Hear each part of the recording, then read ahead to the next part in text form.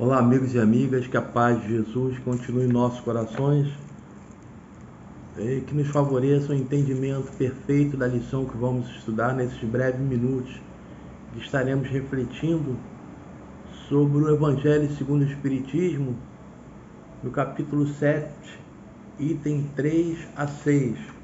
O título do capítulo é Bem-aventurados os pobres de espírito, e nós vamos estudar quem se eleva será rebaixado.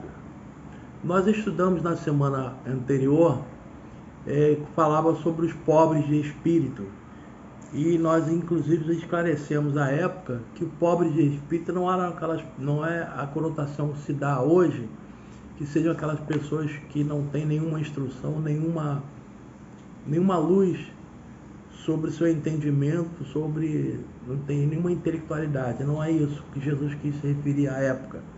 Jesus queria se referir aos pobres de espírito, aqueles que tinham um coração humilde e aberto a entender e aprender as coisas que lhes foram ensinadas, né?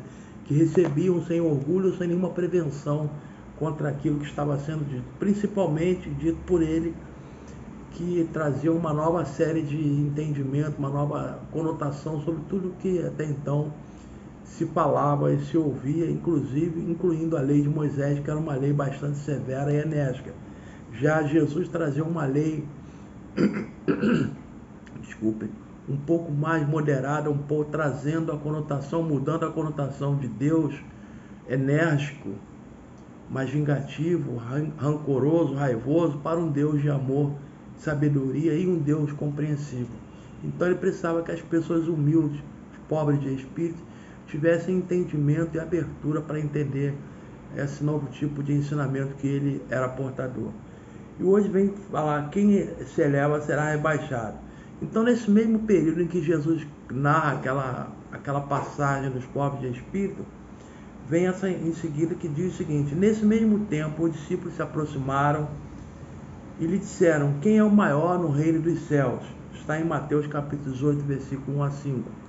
Então alguém indaga a Jesus: quem é o maior no reino dos céus? Então Jesus pede que lhe trouxesse uma criança e disse: aquele que em verdade não se assemelha a essa criança, né, não entrará no reino dos céus. Ele diz textualmente o seguinte: Jesus, tendo chamado uma criança, a colocou no meio deles e lhes disse: eu vos digo que se vós não vos converterdes, se não vos tornares como criança, não entrarei no reino dos céus. Quem, pois, se humilhar e se tornar pequeno como esta criança, será o maior no reino dos céus. Jesus usa a criança como um emblema, como uma imagem da inocência, da pureza, com que nós devemos pautar as nossas ações.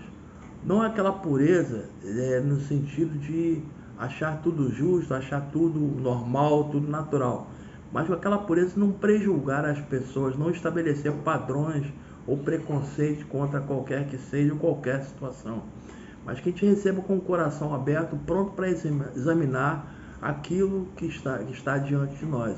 Então a criança é assim, ela é espontânea, ela recebe o agrado dos adultos, né? Mas nunca dissimula aquilo que sente. Ela mostra aquilo que sente, às vezes até de forma bastante clara e às vezes até indelicada, mas como é criança, todos toleram, né? Mas assim que nós devemos ser também autênticos, não dissimularmos as nossas atitudes, não buscar parecer aquilo que não somos. Então Jesus coloca a humildade, a pureza do coração na imagem da criança, como nós deveremos receber aquilo que está à nossa frente.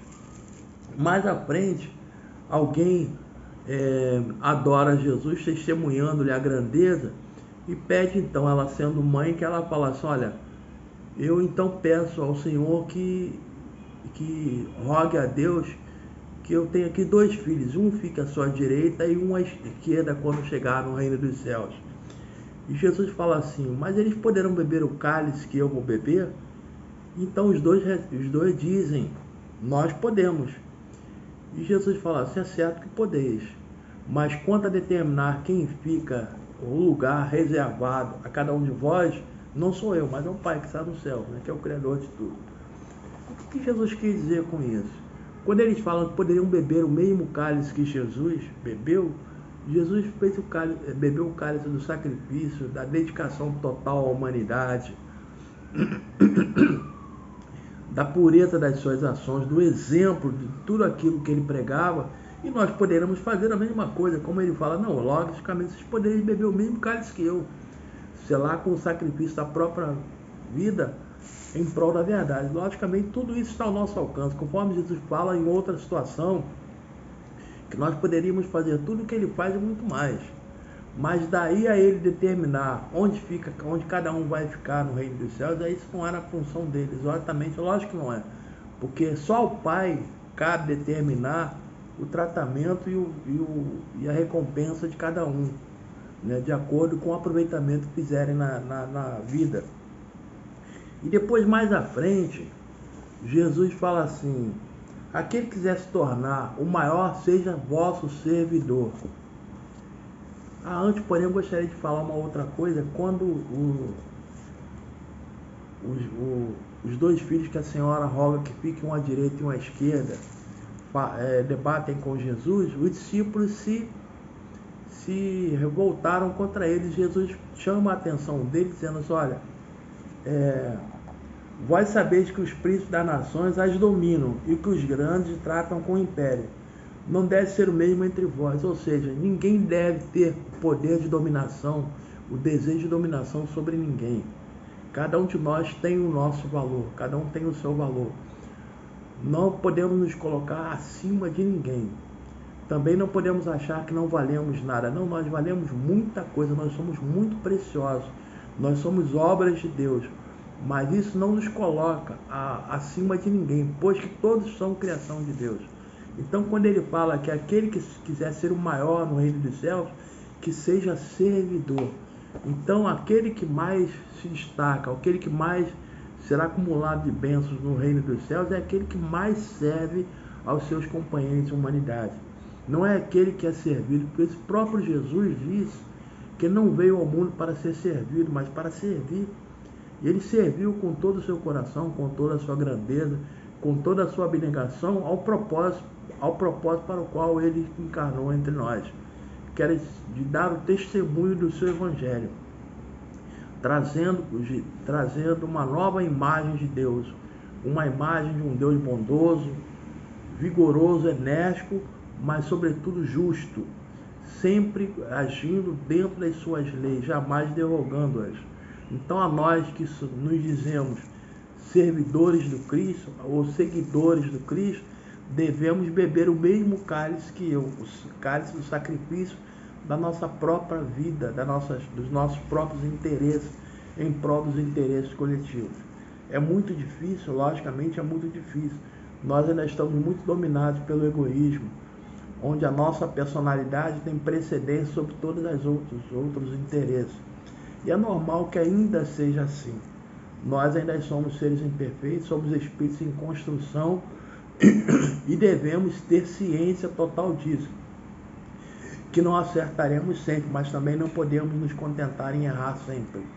Sempre o nosso objetivo será acertar, sempre tomar as melhores atitudes, sempre colocando em nossa mente que nós somos iguaizinhos a todo mundo. Não somos melhores que o morador de rua, não somos melhores que o pedinte, não somos melhores que aqueles que têm funções mais humildes profissionalmente, nada disso, somos exatamente iguais.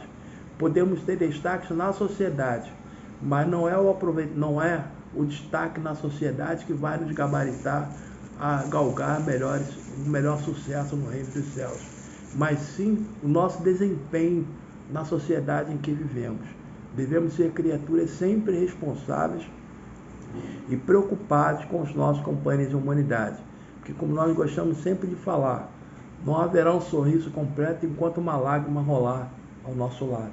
E nós estamos vendo o nosso planeta chorando mortes, perdas, fome, injustiça, e nós não podemos nos calar diante disso, não no sentido de protestar ou de cometer violência em nome da defesa disso tudo. Não, pelo contrário. Nós devemos ser o exemplo disso aí. O exemplo de sermos contra, mas não no sentido de nos debelarmos, mas agir contrário a todas essas coisas. Damos testemunho que o Evangelho está fazendo em nossos corações. Já progredimos, não somos aquilo que gostaríamos de ser ainda, mas estamos a caminho e a vitória logo chegará. Depende da nossa persistência e da nossa perseverança. E que nessa oportunidade em que nos aproximamos do Natal, eu desejo a todos um Natal cheio de luz, cheio de paz, e que a figura principal seja o aniversariante do dia. Que Jesus possa fazer morada em nossos corações e Deus possa nos abençoar fartamente. Muita paz, muito obrigado a todos.